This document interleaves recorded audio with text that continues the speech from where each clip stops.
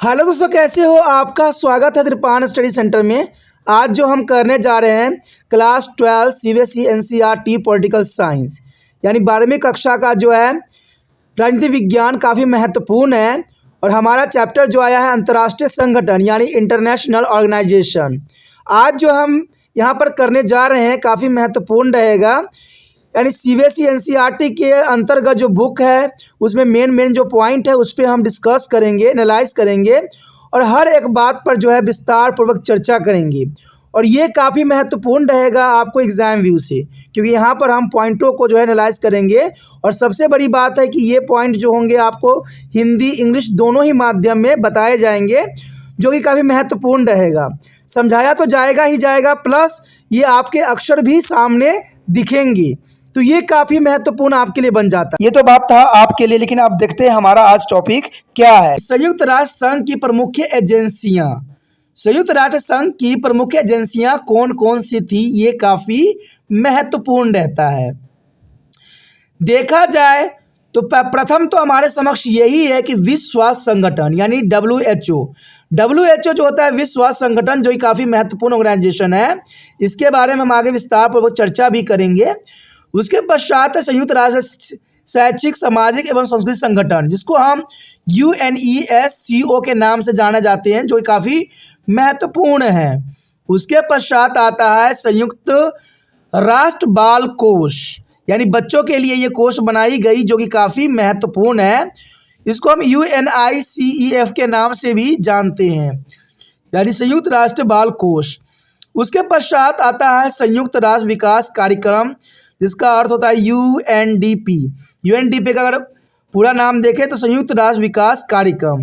उसके बाद पश्चात आता है UNHRC, जिसे हम संयुक्त राष्ट्र मानव अधिकार आयोग कहते हैं, जो कि काफ़ी महत्वपूर्ण यहाँ पर अपना जो है रोल अदा करता है।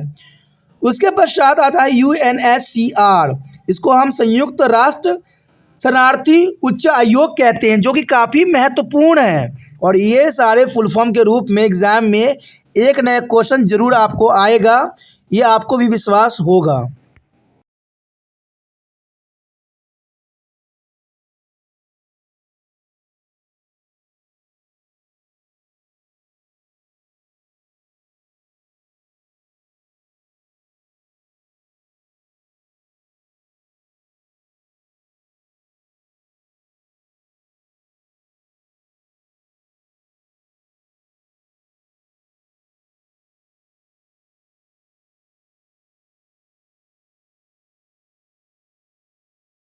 देखिए, अगर हम संयुक्त राष्ट्र संघ को एक ध्रुवीय विश्व में अधिक प्रासंगिक बनाने का प्रयास करें तो इसमें बहुत से कदम हैं जिसको उठा सकते हैं और इसको हम एक प्रासंगिक बना सकते हैं, क्योंकि ज़रूरत है कि इसको एक सभी देशों के लिए महत्वपूर्ण बने।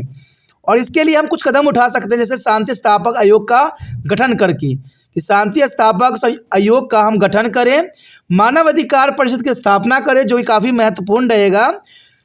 सहस्राब्दी विकास लक्ष्य को प्राप्त करने पर सहमति हमें मिलना चाहिए। और एक लोकतंत्र कोष का गठन भी काफ़ी महत्वपूर्ण यहाँ पर अपना रोल अदा कर सकता है। इवन देखिए तो आतंकवाद के सभी रूपों को जो है ख़त्म करना भी ये काफ़ी महत्वपूर्ण बात रहता है, कि आतंकवाद के सभी रूपों को भ्रमसान करना। उसके पश्चात है न्यायता परिषद की समाप्ति, तो ये काफ़ी महत्वपूर्ण यहाँ पर 6 पॉइंट थे। कहते हैं ये काफ़ी महत्वपूर्ण भी रखते हैं।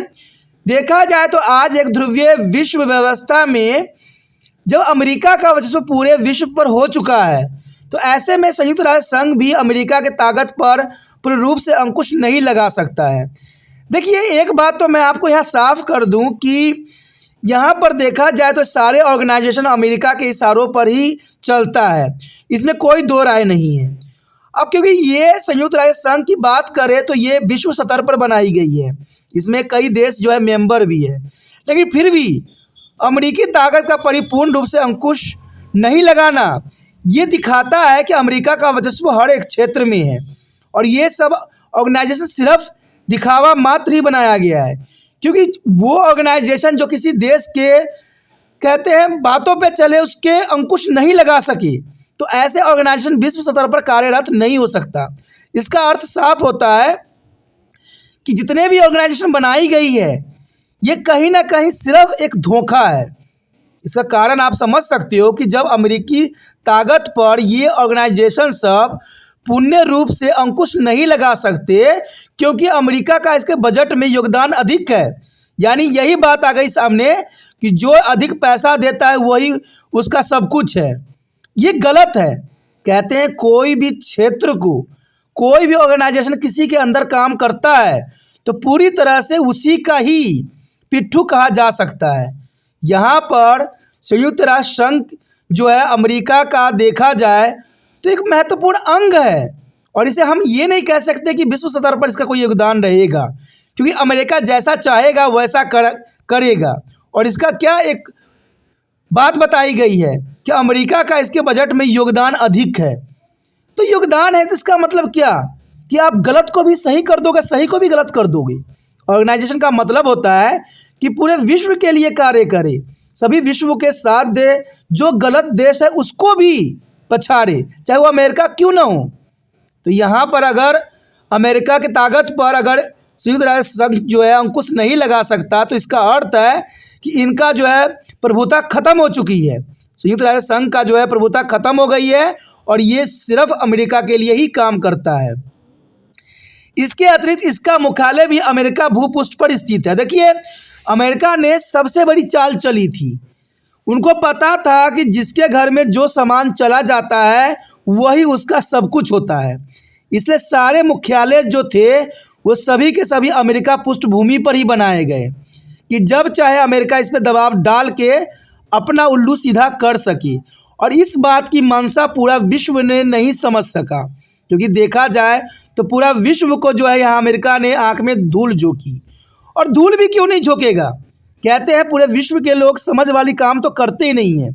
जब उनको पता था कि अमेरिका सारे के सारे मुख्यालय जो है अपने ही पृष्ठभूमि पर स्थित कर रहे हैं, तो इसका मतलब है कि उन सारे ऑर्गेनाइजेशन पर अमेरिका का ही वर्चस्व स्थापित रहेगा। और ऐसा ही हुआ कि सारे मुख्यालय अमेरिका में है और अमेरिका के कोई भी कार्य में ये सारे संगठन जो है किसी प्रकार की अंकुश नहीं लगा सकते। परंतु इसके बावजूद संयुक्त राष्ट्र संघ वे मंच है जहां अमेरिका से शेष विश्व के देश वार्ता करके उस पर नियंत्रण रखने का प्रयास कर सकते हैं, लेकिन ऐसा होगा ही नहीं। कहते हैं ये सिर्फ बातें लिखी है कि इसके वार्ता करके जो है हम उस पर नियंत्रित रख सके। अमेरिका पर नियंत्रण पाना किसी भी देश के लिए संभव नहीं रहेगा।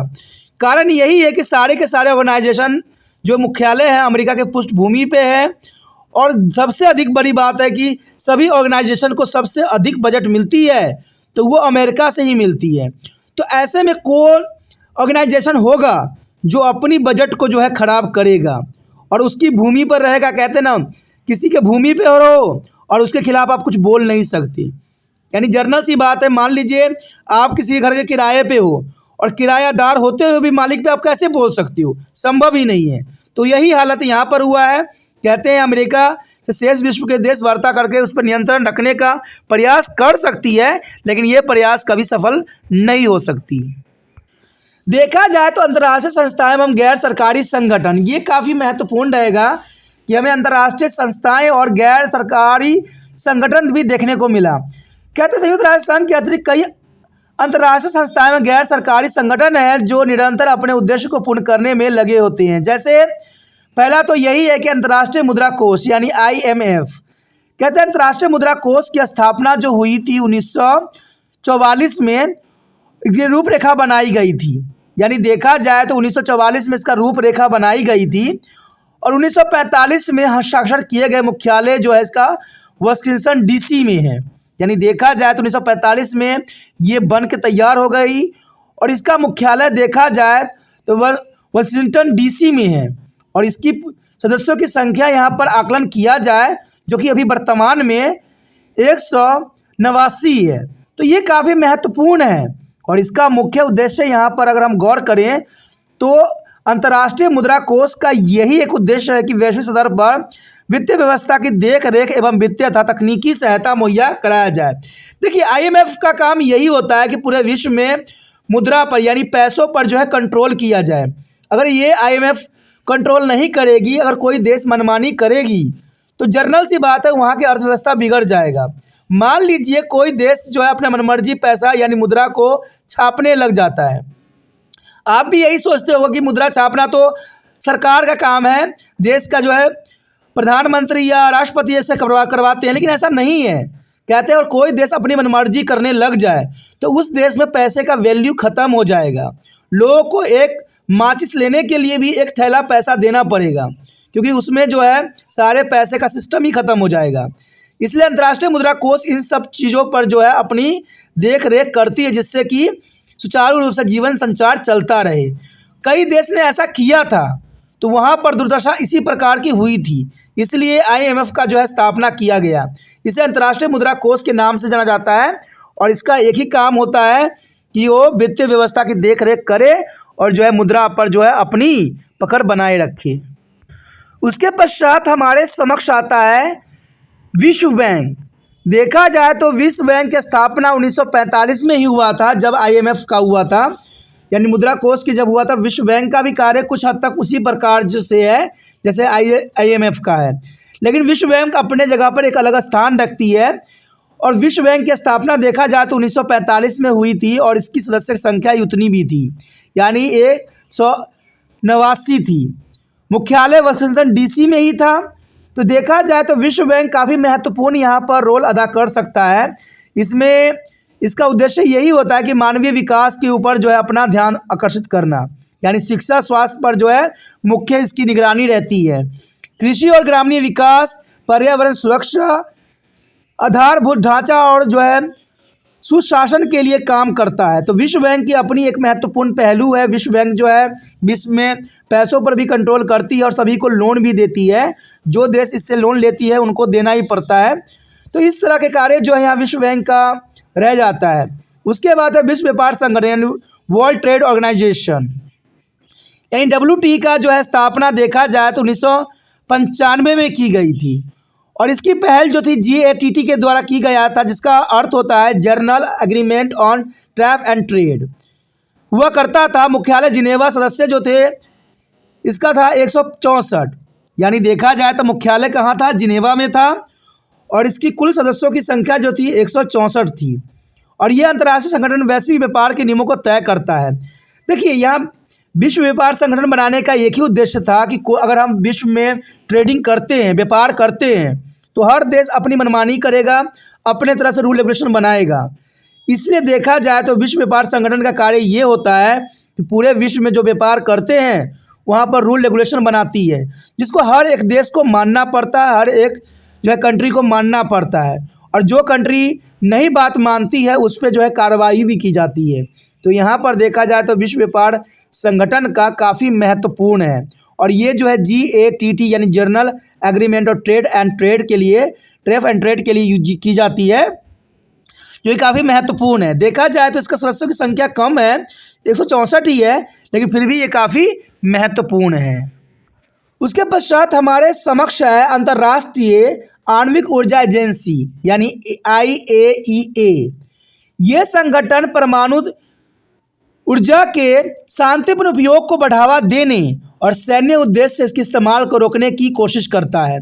यानी अंतर्राष्ट्रीय आणविक ऊर्जा एजेंसियों का काम होता है कि परमाणु बम जैसे शक्तियों का इस्तेमाल कम से कम किया जाए या किया ही ना जाए। इसके लिए वो अपनी निगरानी सदैव बनाई रखती है।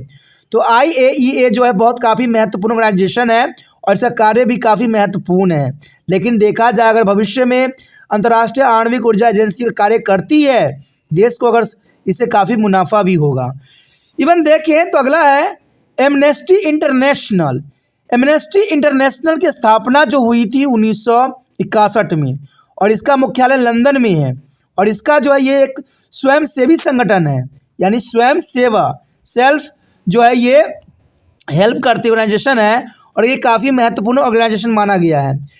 उसके पश्चात आता है ह्यूमन राइट वॉच, यानी ह्यूमन राइट वॉच काफ़ी महत्वपूर्ण ऑर्गेनाइजेशन है और इसकी स्थापना देखा जाए तो 1978 में हुआ था और इसका मुख्यालय न्यूयॉर्क में है। तो ये काफ़ी महत्वपूर्ण है और इसका देखा जाए उद्देश्य तो ये स्वयंसेवी संगठन भी मानवाधिकार की वकालत करता है और उनसे संबंधित अनुसंधान करने वाले एक अंतर्राष्ट्रीय स्वयंसेवी संगठन है।